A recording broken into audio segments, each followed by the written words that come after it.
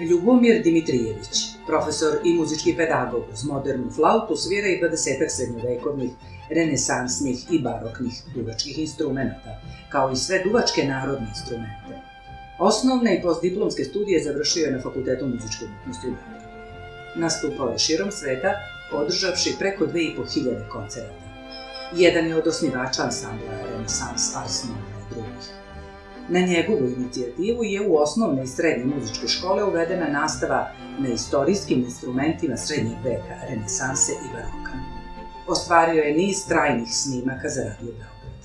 Vodio je i realizovao ciklus koncerata Svet flaute, idejni je tvorac i učesnik festivala Flauta uvek i svuda.